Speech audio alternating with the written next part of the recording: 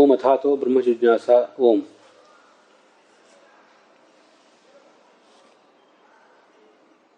ಶ್ವಪಚಾದಪಿ ಕಷ್ಟತ್ವಂ ಬ್ರಹ್ಮೇಶಾನಾದಯ ಸುರಾಃ ತದೈವಾಚ್ಯುತ ಯಾಂತ್ಯೇವ ಯದೈವತ್ವಂ ಪರಾಂಗುಖಃ. ವಿಷ್ಣು ಸರ್ವೋತ್ತಮತ್ವ ಅಂತನ್ನುವುದು ವೇದ ಪುರಾಣ ಇತ್ಯಾದಿಗಳಿಗೆ ಎಲ್ಲ ಕಡೆಯೂ ಪ್ರತಿಪಾದಿತ ಆಗಿದೆ. ಮೊದಲು, ಮಧ್ಯದಲ್ಲಿ ಮತ್ತು ಕೊನೆಗೆ ಅಂತ ಈಗ ನೀವು ಪ್ರತಿಪಾದಿಸಿದರೆ, ಆದರೆ ಅದಕ್ಕೆ ಪಾಶುಪತಾದಿ ಶಾಸ್ತ್ರಗಳ ವಿರೋಧ ಮತ್ತು ಶೈವ ಪುರಾಣಗಳಿಂದ ವಿರೋಧ ಇದೆಯಲ್ವಾ ಅಂತ ಒಂದು ಪ್ರಶ್ನೆ ಬಂದಿತ್ತು. ಆ ಪ್ರಶ್ನಕ್ಕೆ ಹೇಗೆ ಉತ್ತರ ಕಂಡುಕೋಬೇಕು ಅನ್ನೋದನ್ನು ತತ್ವಪ್ರಕಾಶಕಕ್ಕೆ ಅನುಗುಣವಾಗಿ ಈಗ ನೋಡ್ತಾ ಇದ್ದೇವೆ.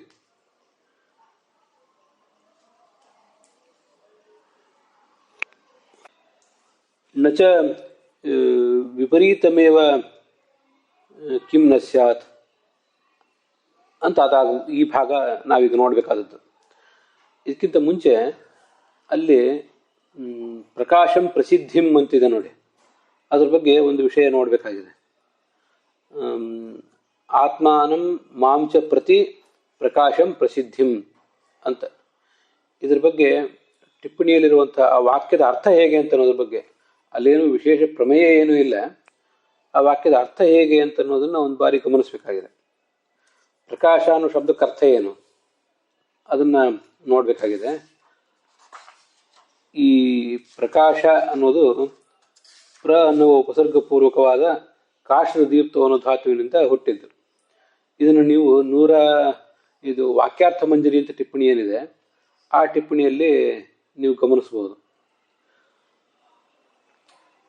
ಅಲ್ಲಿ ಎರಡನೇ ಪ್ಯಾರಾದಲ್ಲಿ ನಾನು ಪ್ರಕಾಶ ಶಬ್ದ ಕಾಶತೆ ಅಕರ್ಮಕಾತ್ ಭಾವೇ ಘನಿ ಕೃತೆ ನಿಷ್ಪನ್ನ ಪ್ರಸಿದ್ಧಾರ್ಥ.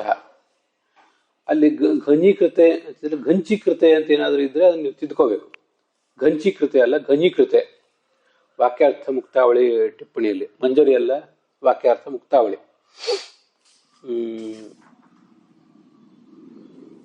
ತತ್ವಸುಬೋಧಿನಿ ಟಿಪ್ಪಣಿಗಿಂತ ಮುಂಚೆ ಇರುವ ಟಿಪ್ಪಣಿ. ಪ್ರಕಾಶತೆ ಅಂದರೆ ಪ್ರಯುಕ್ತಪೂರ್ವಕ ಕಾಶೋದೀಪ್ತೋ ಧಾತು, ಅದು ಮೂಲತಃ ಅಕರ್ಮಕ ಧಾತು.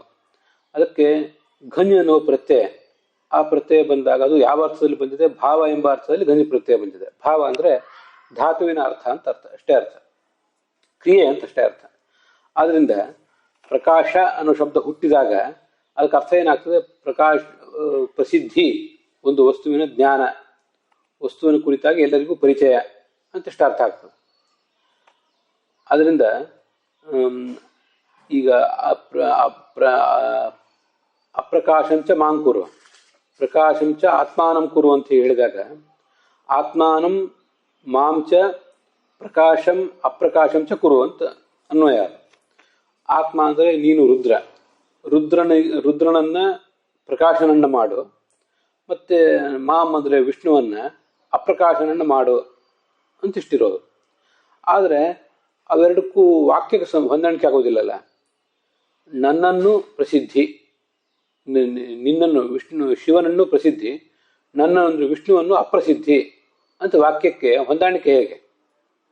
ನಾನು ಅಪ್ರಸಿದ್ಧ, ನೀನು ಶಿವ ಪ್ರಸಿದ್ಧ ಅಂತ ಆ ಥರ ಬೇಕಾದ್ರೆ ಆಗ್ಬೋದು. ಆದರೆ ಆ ಪ್ರಕಾಶ ಅನ್ನೋ ಧಾತು ಶಬ್ದ ನಿಷ್ಪನ್ನ ಆದಾಗ ಅದಕ್ಕೆ ಪ್ರಸಿದ್ಧಿ ಅಂತ ಅರ್ಥ ಆಗ್ತದೆ. ಆದ್ದರಿಂದ ನಾನು ಅಪ್ರಸಿದ್ಧಿ, ನೀನು ಪ್ರಸಿದ್ಧಿ ಅಂತ ಇದಕ್ಕೆ ಎರಡಕ್ಕೂ ಹೊಂದಾಣಿಕೆ ಹೇಗೆ ಅಂತ ಒಂದು ಜಿಜ್ಞಾಸೆ. ಪ್ರಕಾಶಂ ಪ್ರಸಿದ್ಧಂ ಕುರು ಅಪ್ರಸಿದ್ಧಂ ಕುರು ಇತಿ ಕಥಂ ಸಾಮಾನಾಧಿಕರಣ್ಯಂ. ಸಾಮಾನಾಧಿಕರಣ್ಯ ಅಂದರೆ ಏಕವಿಭಕ್ತಿಕ ಪ್ರಯೋಗ. ಆತ್ಮಾನಂ ಮಾಂ ಇವೆಲ್ಲವೂ ದ್ವಿತೀಯ ವಿಭಕ್ತಿಯಲ್ಲಿದೆ, ಪ್ರಕಾಶಂ ಅಂತನ್ನೋದು ಕೂಡ ದ್ವಿತೀಯ ವಿಭಕ್ತಿಯಲ್ಲಿದೆ. ಇವೆರಡಕ್ಕೂ ಸಮಾನಾಧಿಕರಣದ ಪ್ರಯೋಗ ಹೇಗೆ ಅಂತ ಒಂದು ಜಿಜ್ಞಾಸೆ ಬರ್ತದೆ. ಅದರ ಅರ್ಥ ಹೀಗಾಗೋದ್ರಿಂದ ಪ್ರಶ್ನೆ ಯಾಕೆಂದರೆ ನಾನು ಅಪ್ರಸಿದ್ಧಿ, ನೀನು ಪ್ರಸಿದ್ಧಿ ಅಂತ ಹೀಗೊಂದು ಪ್ರಯೋಗ ಹೇಗೆ ಅಂತ ಪ್ರಶ್ನೆ ಬರ್ತದೆ. ಅದಕ್ಕೆ ಜಯತೀರ್ಥರು ಒಂದು ಅರ್ಥ ಹೇಳಿದ್ದಾರೆ. ನಿನ್ನೆ ನಾನು ಅದನ್ನು ಹೆಚ್ಚು ಗಮನಿಸಲಿಲ್ಲ, ಈಗ ಆಮೇಲೆ ಗಮನಕ್ಕೆ ಬಂತು, ಅದನ್ನು ಹೇಳ್ತಾ ಇದ್ದೀನಿ. ಅದಕ್ಕೆ ಅರ್ಥ ಏನು ಮಾಡಬೇಕು? ಅವೆರಡು ಸಮಾನಾಧಿಕರಣ ಅಲ್ವೇ ಅಲ್ಲ. ಎರಡೂ ಕೂಡ ಈ ಆತ್ಮಾನಂ ಮಾಂ ಇದು ಪ್ರಕಾಶಂ ಅನ್ನೋದು ಎರಡೂ ಒಂದು ವ್ಯಕ್ತಿಯನ್ನು ಹೇಳೋದಿಲ್ಲ. ಆತ್ಮಾನಂ ಪ್ರತಿ ಮತ್ತೆ ಮಾಂ ಪ್ರತಿ ಅಂತ ಈಗ ಪ್ರತಿ ಅಂತ ಒಂದು ಅಧ್ಯಾಹಾರ ಮಾಡ್ಕೋಬೇಕು. ಅದನ್ನು ಜಯತೀರ್ಥರು ಆತ್ಮಾನಂ ಮಾಂಚ ಪ್ರತಿ ಅಂತ ಹೇಳಿದ್ದಾರೆ. ಅದನ್ನು ಪ್ರಕಾಶಂ ಅಂದ್ರೆ ಪ್ರಸಿದ್ಧಿ ಅಂತ ಅರ್ಥ. ಆ ಅರ್ಥ ಇದ್ದೇ ಇದೆ. ಅದರಿಂದ ಏನು ಅರ್ಥ ಆಗ್ತದೆ ಅಂದ್ರೆ ಒಟ್ಟು ನನ್ನ ಕುರಿತು ಅಂದ್ರೆ ವಿಷ್ಣು, ನಾನು ಅಂದ್ರೆ ವಿಷ್ಣು, ನನ್ನ ಕುರಿತು ಅಪ್ರಸಿದ್ಧಿ. ಮತ್ತೆ ತಾನು ಅಂದ್ರೆ ನೀನು ಶಿವ, ಶಿವನನ್ನು ಕುರಿತು ಪ್ರಸಿದ್ಧಿ ಅಂತ ಹೀಗೆ ಅರ್ಥ ಆಗ್ತದೆ. ಅದರಿಂದ ಅವೆರಡಕ್ಕೂ ಕೂಡ ಸಮಾನಾಧಿಕರಣತ್ವ ಇಲ್ಲ. ಸಮಾನಾಧಿಕರಣತ್ವ ಅಂದ್ರೆ ಏಕ ವಿಭಕ್ತಿಕತ್ವ ಮತ್ತು ಏಕ ವ್ಯಕ್ತಿಬೋಧಕತ್ವ. ಏಕ ವ್ಯಕ್ತಿಬೋಧಕತ್ವ ಅನ್ನೋದಿಲ್ಲ. ಶ್ವೇತಃ ಘಟಃ ಅಂತ ಹೀಗೆ ಹೇಳಿದಾಗ, ಶ್ವೇತಃ ಘಟಃ ಅಂತ ಹೀಗೆ ಹೇಳಿದಾಗ ಆ ಶ್ವೇತ ಅನ್ನೋ ಶಬ್ದವು ಘಟಾನು ಶಬ್ದವು ಸಮಾನ ವಿಭಕ್ತಿಕಾಗಿದೆ. ಮತ್ತೆ ಎರಡೂ ಒಂದನ್ನೇ ಹೇಳ್ತವೆ. ಒಂದು ಘಟ ಅಂತ ಅನ್ನೋದನ್ನೇ ಶ್ವೇತವೂ ಹೇಳ್ತದೆ, ಘಟ ಅಂತ ಅನ್ನೋದು ಹೇಳ್ತದೆ. ಆಗ ಆದ್ರಿಂದ ಅವು ಸಮಾನಾಧಿಕರಣ. ಆ ಥರ ಸಮಾನಾಧಿಕರಣತ್ವ ಹೇಗೆ ಅಂತ ಪ್ರಶ್ನೆ ಬಂದಿತ್ತು. ಆ ಪ್ರಶ್ನಕ್ಕೆ ಉತ್ತರ ಈಗ ಹೇಳ್ತಿದ್ದಾರೆ, ಅವು ಸಮಾನಾಧಿಕರಣ ಅಲ್ಲ ಅಂತ. ಆತ್ಮ ಅಂದ್ರೆ ನೀನು ಶಿವ, ಶಿವನನ್ನು ಕುರಿತು ಪ್ರಸಿದ್ಧಿಯನ್ನು ಮಾಡು ಅಂದ್ರೆ ಎಲ್ಲ ಕಡೆ ನಿನ್ನ ಪರಿಚಯವನ್ನು ಮಾಡಿಕೋ. ನನ್ನನ್ನು ಕುರಿತು ಅಪ್ರಸಿದ್ಧಿ ಅಂದ್ರೆ ನನ್ನನ್ನು ಅಪರಿಚಿತನನ್ನಾಗಿಯೇ ಇಟ್ಟುಬಿಡು ಅಂತ ಹೀಗದ್ರ ಅರ್ಥ. ಬ್ರಾಹ್ಮೇ ಪುರಾಣೆ ಬ್ರಹ್ಮವೈವರ್ತೆ ಚ ಇತಿ ಪ್ರತೀತಿ ನಿರಾಸಾಯ ಬ್ರಾಹ್ಮ, ಅದು ಮುಂದಿಂದು. ಅದರಿಂದ ಏನು ಅರ್ಥ ಆಗ್ತದೆ ಒಟ್ಟು ಅಂದರೆ, ಅದನ್ನ ಬೇರೆ ಬೇರೆ ಟಿಪ್ಪಣಿಗಳಲ್ಲಿ ಮತ್ತು ಒಂದೆರಡು ಟಿಪ್ಪಣಿಗಳಲ್ಲಿ ಕೂಡ ಬರೆದಿದ್ದಾರೆ. ಮಾಂ ಅಪ್ರಸಿದ್ಧಿಂ, ಮಾಂ ಪ್ರತಿ ಅಪ್ರಸಿದ್ಧಿಂ, ಆತ್ಮಾನಂ ಪ್ರತಿ ಪ್ರಸಿದ್ಧಿಂ ಅಂತ ಹೀಗೆ ಒಟ್ಟು ಅರ್ಥ ಆಗ್ತದೆ. ರಾಘವೇಂದ್ರ ಸ್ವಾಮಿಗಳ ಭಾವದೀಪದಲ್ಲಿ ಆತ್ಮಾನಂ ಪ್ರತಿ ಪ್ರಕಾಶಂ ಅಂದ್ರೆ ಪ್ರಸಿದ್ಧಿಂ ಕುರು, ಇಲ್ಲಿ ಆತ್ಮ ಅಂದ್ರೆ ಶಿವ, ಆ ಶಿವನನ್ನು ಕುರಿತು ಅಂದ್ರೆ ಶಿವನ ವಿಷಯದಲ್ಲಿ ಅಂತ ಅರ್ಥ. ಪ್ರಕಾಶಂ ಪ್ರಸಿದ್ಧಿಯನ್ನು ಮಾಡು, ಮಾಂ ಪ್ರತಿ ಅಂದ್ರೆ ವಿಷ್ಣುವನ್ನು ಕುರಿತು, ಅಪ್ರಕಾಶಂ ಅಪ್ರಸಿದ್ಧಿಯನ್ನು ಮಾಡು, ಆತ್ಮ ಪ್ರಸಿದ್ಧಿಂ ಮಮ ಅಪ್ರಸಿದ್ಧಿಂ ಚ ಕುರು ಇತ್ಯರ್ಥ. ನೋಡಿ, ಆತ್ಮ ಪ್ರಸಿದ್ಧಿ ಅಂದ್ರೆ ಆತ್ಮನಃ ಪ್ರಸಿದ್ಧಿ ಆತ್ಮ ಪ್ರಸಿದ್ಧಿ. ಹಾಗೆ ಮಮ ಅದು ಷಷ್ಠಿ ವಿಭಕ್ತಿ, ಮಮ ಅಪ್ರಸಿದ್ಧಿ ಅಥವಾ ಅದನ್ನೇ ಸಮಾಸ ಒಂದು ವೇಳೆ ನಾವು ಮಾಡಿದರೆ ಮದ ಪ್ರಸಿದ್ಧಿ, ಇವೆರಡನ್ನು ಕೂಡ ನೀನು ಮಾಡು ಅಂತ ಅದರ ತಾತ್ಪರ್ಯ ಆಗ್ತದೆ. ಹೀಗೆ ಆ ಮಾಂ ಮತ್ತು ಆತ್ಮಾನಂ ಇವೆರಡು ಶಬ್ದಗಳು, ಹಾಗೆ ಪ್ರಕಾಶಂ ಅನ್ನೋ ಶಬ್ದ, ಇವೆರಡು ಕೂಡ ಸಮಾನಾಧಿಕರಣ ಅಲ್ಲ, ಒಂದನ್ನೇ ಹೇಳೋದೇ ಇಲ್ಲ. ಪ್ರಸಿದ್ಧಿ ಅನ್ನೋ ಶಬ್ದ ಅದು ಆ ಜ್ಞಾನವನ್ನು ಹೇಳ್ತದೆ, ಜ್ಞಾನಕ್ಕೆ ವಿಷಯನಾದವನನ್ನ ಅದು ಹೇಳೋದೇ ಇಲ್ಲ. ಜ್ಞಾನಕ್ಕೆ ವಿಷಯನಾದ ವ್ಯಕ್ತಿಯನ್ನು ಹೇಳಿದರೆ ಅದು ಸಮಾನಾಧಿಕರಣ ಆಗ್ತಿತ್ತು. ಜ್ಞಾನ ಅಥವಾ ಪರಿಚಯ ಅದಕ್ಕೆ ವಿಷಯನಾದವನ್ನು ಹೇಳಿದರೆ ಅದು ಸಮಾನಾಧಿಕರಣ ಆಗ್ತಿತ್ತು. ಆದ್ದರಿಂದ ಇಲ್ಲಿ ಅವು ಸಮಾನಾಧಿಕರಣ ಅಲ್ವೇ ಅಲ್ಲ ಅಂತ ಅದರ ಉತ್ತರ. ಗ್ರಾಮಂ ಗಚ್ಚತಿ ಅಂತ ಹೇಳಿದಾಗ ಗ್ರಾಮವನ್ನು ಹೋಗ್ತಾನೆ ಅಂತ ಅನ್ನೋದು ಕನ್ನಡದಲ್ಲಿ ಅಸಹಜ ಆಗ್ತದೆ. ಅದಕ್ಕೆ ಗ್ರಾಮಂ ಪ್ರತಿ ಗಚ್ಚತಿ ಅಂತ ಹೇಳ್ತೀವಲ್ಲ, ಆ ಥರ ಇಲ್ಲಿ ಕೂಡ ಪ್ರತಿ ಅಂತ ಸೇರಿಸ್ಕೋಬೇಕು ಅಂತನ್ನೋದು ಜಯತೀರ್ಥರ ಟೀಕಾದ ಅಭಿಪ್ರಾಯ. ಕುರಿತು ಅಂದ್ರೆ ವಿಷಯದಲ್ಲಿ ಅಂತ ಅರ್ಥ. ನಿನ್ನ ವಿಷಯದಲ್ಲಿ ಅಂದ್ರೆ ಅದು ನೀನು ಅಂದ್ರೆ ಶಿವ, ತನ್ನ ವಿಷಯದಲ್ಲಿ ಪ್ರಸಿದ್ಧಿಯನ್ನು ಮಾಡು. ಹೀಗೆ ವಿಷಯದಲ್ಲಿ ಅಂತ ಅರ್ಥ ಬಂದಿರೋದ್ರಿಂದ ಅಲ್ಲಿ ಬಂದಿರೋ ಸಮಸ್ಯೆ ಪರಿಹಾರ ಕಾಣ್ತದೆ ಅಂತ ಅದರ ತಾತ್ಪರ್ಯ. ವಾಕ್ಯಾರ್ಥ ಮಂಜರಿ ಅನ್ನೋ ಟಿಪ್ಪಣಿಯಲ್ಲಿ ಅಲ್ಲಿಯೂ ಕೂಡ ಈ ವಿಷಯ ಇದು ಬಂದಿದೆ.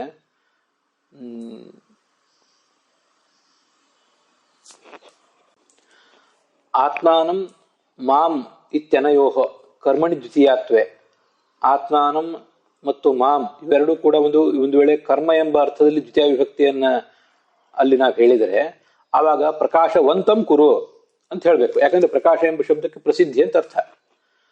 ಪ್ರಕಾಶ ಉಳ್ಳವನನ್ನಾಗಿ ಮಾಡು, ನಿನ್ನನ್ನು ಪ್ರಕಾಶ ಉಳ್ಳವನನ್ನಾಗಿ ಮಾಡಿಕೊ, ನನ್ನನ್ನು ಪ್ರಕಾಶರಹಿತನನ್ನಾಗಿ ಮಾಡು. ಅಪ್ರಕಾಶಂ ಅಂದ್ರೆ ಪ್ರಕಾಶರಹಿತನನ್ನಾಗಿ ಮಾಡು ಅಂತ ಹೀಗಾಗ್ಬೇಕು ಪ್ರಯೋಗ. ನತು ಪ್ರಕಾಶಂ, ಯಾಕಂದ್ರೆ ಪ್ರಕಾಶ ಎಂಬ ಶಬ್ದಕ್ಕೆ ಪ್ರಸಿದ್ಧಿ ಅಂತ ಅರ್ಥ. ಪ್ರಕಾಶವಂತಂ, ಪ್ರಕಾಶರಹಿತಂ ಅಂತ ಹೀಗೆ ಎರಡು ಶಬ್ದ ಪ್ರಯೋಗ ಆಗಬೇಕು. ಪ್ರಕಾಶಂ ಅಂತ ಹೇಗೆ ಪ್ರಯೋಗ ಮಾಡಿದ್ರಿ ಇತ್ಯತಃ ಆ ಪ್ರಶ್ನೆಗೆ ಉತ್ತರ ರೂಪವಾಗಿ ಮಾಂಚ ಆತ್ಮಾನಂಚ ಪ್ರತಿ ಅಂತ ಅಧ್ಯಾಹಾರ ಮಾಡಿದ್ದನ್ನ ವಾಕ್ಯಾರ್ಥ ಮಂಜರಿಯಲ್ಲಿ ತೋರಿಸಿದ್ದಾರೆ. ಅಭಿತಃ ಪರಿತಃ ಸಮಯ ನಿಕಷ ಪ್ರತಿಯೋಗೇಪಿ ಅಂತ ಈ ಸೂತ್ರ ಇರೋದ್ರಿಂದ ಈ ದ್ವಿತೀಯ ವಿಭಕ್ತಿ ಇಲ್ಲಿ ಅಸಹಜ ಏನಲ್ಲ. ಯಾಕೆ ದ್ವಿತೀಯ ವಿಭಕ್ತಿ ಅಸಹಜ ಅಲ್ಲ ಅಂದ್ರೆ ಅಭಿತಃ ಪರಿತಃ ಸಮಯ ನಿಕಷ, ಇನ್ನೊಂದು ಹಾ ಅಂತ ಒಂದೇನೋ ಇದೆ ಅಂತ ನಂಗೆ ನೆನಪು, ಅಲ್ಲೇನೋ ಬಿಟ್ಟು ಹೋಗಿದೆಯೇನೋ, ಮತ್ತು ಪ್ರತಿ ಅನ್ನೋ ಶಬ್ದವು ನಮಗಿಲ್ಲಿ ಬೇಕಾಗಿರೋದು ಪ್ರತಿ. ಪ್ರತಿ ಅನ್ನುವುದು ಅಲ್ಲಿದ್ದಾಗ ಪ್ರತಿ ಅನ್ನೋದನ್ನು ಯಾವ ಶಬ್ದಕ್ಕೆ ನಾವು ಅನ್ವಯಿಸಿ ಬರೆದಿರ್ತೇವೋ ಅದು ದ್ವಿತೀಯ ವಿಭಕ್ತಿಯಲ್ಲಿ ಬರಬೇಕು ಅಂತ ನಿಯಮ. ಅದೇ ಗ್ರಾಮಂ ಪ್ರತಿ ಅಂತ ಆಗಿರೋದು.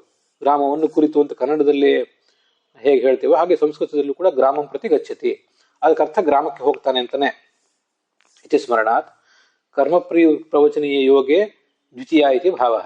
ಆ ಕರ್ಮ ಪ್ರವಚನೀಯ ಅನ್ನೋದನ್ನ ಬಿಟ್ಬಿಡಿ, ಅದೇನು ನಮ್ಗೆ ಇಲ್ಲಿ ಬೇಕಾಗಿಲ್ಲ. ಆದ್ರಿಂದ ಪ್ರತಿ ಅಂತನ್ನುವ ಒಂದು ಅವ್ಯಯ ಅಲ್ಲಿ ನಡುವೆ ಇದೆ, ಆದ್ರೆ ಅದನ್ನು ಪ್ರಯೋಗ ಮಾಡಿಲ್ಲ ಅಷ್ಟೇ ಪುರಾಣಕಾರರು. ಅದು ದ್ವಿತೀಯ ವಿಭಕ್ತಿ ಬಂದಿದೆ ಅಂತ ಅದರ ತಾತ್ಪರ್ಯ. ತೇನ ಅಪ್ರಕಾಶಂ ಅಪ್ರಸಿದ್ಧಿಂ ಮತ್ತೆ ಆತ್ಮ ಪ್ರಸಿದ್ಧಿಂ ಚ ಕುರು ಅಂತ ಹೀಗೆ ತಾತ್ಪರ್ಯ ಆಗ್ತದೆ.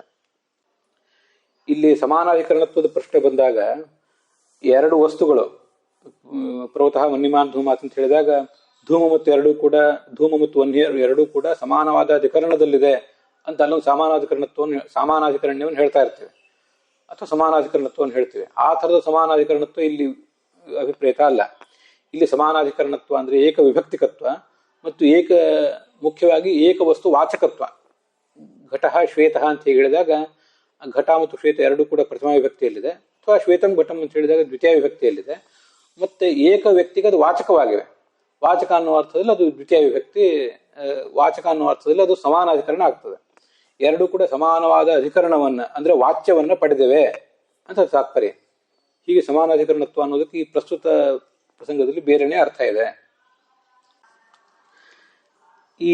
ಹೀಗೆ ಪ್ರಕಾಶಂ ಅಂದ್ರೆ ಪ್ರಸಿದ್ಧಿಂ ಅಂತೇನು ಜಯತೀರ್ಥ ಟೀಕಾದಲ್ಲಿ ಅರ್ಥ ಬಂತು.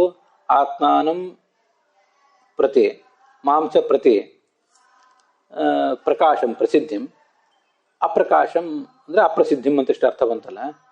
ಇಲ್ಲಿ ಪ್ರಕಾಶ ಅನ್ನೋ ಶಬ್ದಕ್ಕೆ ಪ್ರಸಿದ್ಧಿ ಅಂತ ನೀವು ಅರ್ಥ ಇಟ್ಕೊಂಡ್ರಿ, ಜಯತೀರ್ಥ ಹಾಗೆ ಅರ್ಥ ಇಟ್ಕೊಂಡು ಅದಕ್ಕೆ ಮಾಂ ಪ್ರತಿ ಅಂತ ಅನ್ನೋದನ್ನೆಲ್ಲ ಸೇರಿಸ್ಕೊಳ್ಬೇಕು, ಆವಾಗ ದೋಷ ಪರಿಹಾರ ಕಾಣ್ತದೆ ಅಂತ ನೀವು ಹೇಳಿದ್ರಿ. ಆದ್ರೆ ಪ್ರಕಾಶ ಅನ್ನೋ ಶಬ್ದಕ್ಕೆ ಪ್ರಸಿದ್ಧಿ ಉಳ್ಳವನು ಅಂತನೂ ಅರ್ಥ ಇದೆ. ಅದು ಪ್ರಕಾಶಂ ಅಂತ ಹೇಳಬಾರ್ದು, ಪ್ರಕಾಶವಂತಂ ಅಂತ ಹೇಳಬೇಕು ಅಂತ ಅಲ್ಲಿ ಒಂದು ಟಿಪ್ಪಣಿಯಲ್ಲಿ ಬಂತಲ್ಲ. ಪ್ರಕಾಶವಂತಂ ಅಂತ ಹೇಳಬೇಕಾಗಿಲ್ಲ, ಪ್ರಕಾಶ ಎಂಬ ಶಬ್ದಕ್ಕೇನೆ ಪ್ರಕಾಶವಂತಂ ಅಂತಲೇ ಅರ್ಥ ಇದೆ. ಪ್ರಕಾಶ ಎಂಬ ಶಬ್ದಕ್ಕೆ ಎರಡು ಅರ್ಥವೂ ಇದೆ. ಆ ಎರಡು ಅರ್ಥದಲ್ಲಿ ಒಂದು ಅರ್ಥವನ್ನು ಜಯತೀರ್ಥರು ಇಟ್ಕೊಂಡು ಮಾಂ ಪ್ರತಿ ಆತ್ಮಾನಂ ಪ್ರತಿ ಅಂತ ಮಾಡಿದ್ರು. ಆದ್ರೆ ಇನ್ನೊಂದು ಅರ್ಥ ಅದು ಹಾಗೆ ನೀವು ಇಟ್ಕೊಳ್ಳೋದಾದ್ರೆ ಮಾಂ ಪ್ರತಿ ಮತ್ತು ಆತ್ಮಾನಂ ಪ್ರತಿ ಅಂತ ಅನ್ನೋದು ಬೇಕಾಗಿಲ್ಲ. ಅದು ಹೇಗೆ? ಪ್ರಕಾಶ ಅನ್ನೋ ಶಬ್ದಕ್ಕೆ ವಿಸಿಬಲ್ ಅಂತ ಅರ್ಥ ಇದೆ. ಹೀಗೆ ವಿಸಿಬಲ್ ಅಂತ ಅರ್ಥ ಇರೋದ್ರಿಂದ ವಿಸಿಬಲ್ ಅನ್ನೋದು ವ್ಯಕ್ತಿಯನ್ನೇ ನೇರವಾಗಿ ಹೇಳ್ತದೆ. ಹಾಗಾಗಿ ಅಪ್ರಕಾಶ ಅಂತಂದ್ರೆ ನಾಟ್ ವಿಸಿಬಲ್ ಅಂತ ಅರ್ಥ ಆಗ್ತದೆ. ಈಗ ನಾನು ಅಲ್ಲಿರೋ ಬೇರೆ ಬೇರೆ ಕೋಶಗಳ ಪೈಕಿ ವಿಸಿಬಲ್ ಅಂತ ಅನ್ನೋದನ್ನು ಒಂದು ಓದಿದೆ ಅಷ್ಟೆ. ಹಾಗೆ ಒಂದ್ಯಾವುದೋ ಕೋಶದಲ್ಲಿ ಸ್ಫುಟವಾದ, ಸ್ವಚ್ಛವಾದ, ಪ್ರಸಿದ್ಧವಾದ, ನೋಡಿ ಈಗ ನಾನು ಈಗ ನೋಡ್ತಿರೋದು ಇನ್ನೊಂದು ಕೋಶ,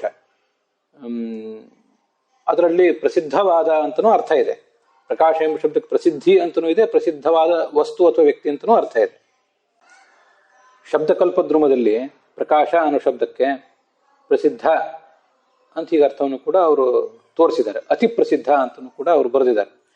ಇತಿ ಶಬ್ದರತ್ನಾವಲಿ, ಅಮರ ಇತ್ಯಾದಿ ಕೋಶಗಳನ್ನು ಕೂಡ ಅವರು ಉದ್ಧರಿಸಿದ್ದಾರೆ.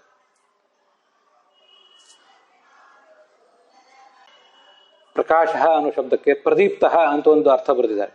ಪ್ರದೀಪ್ತ ಅನ್ನೋದು ತಪ್ರತ್ಯಂತವಾದ ಶಬ್ದ.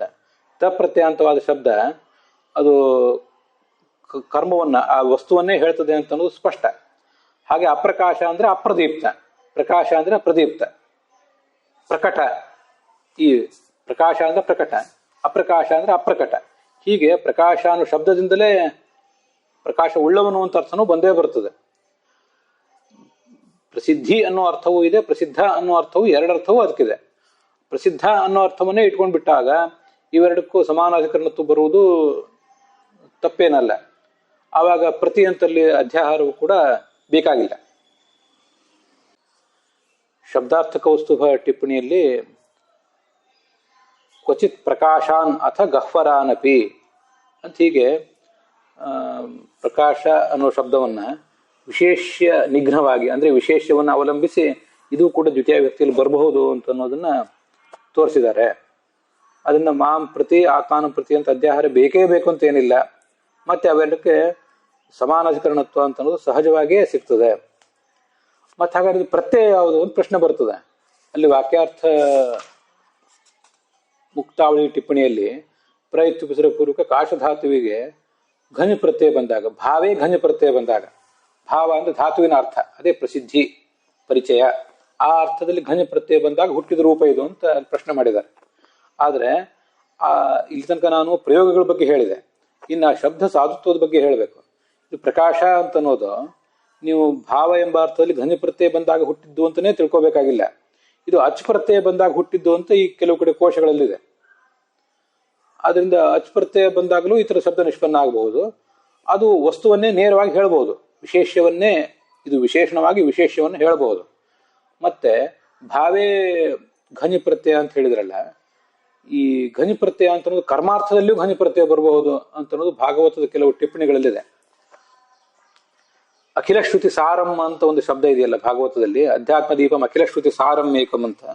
ಆ ಸಾರಂ ಅನ್ನೋ ಶಬ್ದ ಈ ಭಗವಂತನನ್ನೇ ಹೇಳ್ತದೆ. ಎಲ್ಲಾ ಶ್ರುತಿಗಳಿಂದಲೂ ಅವನು ಹೊಂದಲ್ಪಡುವವನು ಅನ್ನೋ ಅರ್ಥವನ್ನು. ಅಲ್ಲಿ ಘನಿ ಪ್ರತ್ಯಯ ಬಂದಿದೆ, ಆದ್ರೂ ಕರ್ಮ ಎಂಬ ಅರ್ಥದಲ್ಲಿ ಘನಿ ಪ್ರತ್ಯಯ ಬಂದಿದೆ ಅಂತ ಆ ವೀರರಾಘವರು ಮೊದಲಾದವರು ಕೆಲವರು ಟಿಪ್ಪಣಿಗಳಿವೆ.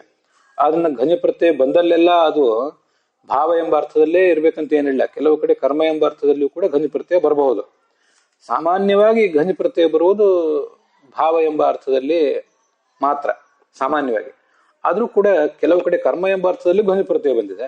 ಹಾಗಿದ್ದಾಗ ಪ್ರಕಾಶಂ ಅಂದ್ರೆ ಅದು ಕರ್ಮವಾದಂತಹ ಶಿವನನ್ನ, ಮತ್ತೆ ಅಪ್ರಕಾಶಂ ಎಂಬಲ್ಲಿ ಕರ್ಮವಾದಂತಹ ವಿಷ್ಣುವನ್ನ ಅದು ಹೇಳ್ತದೆ.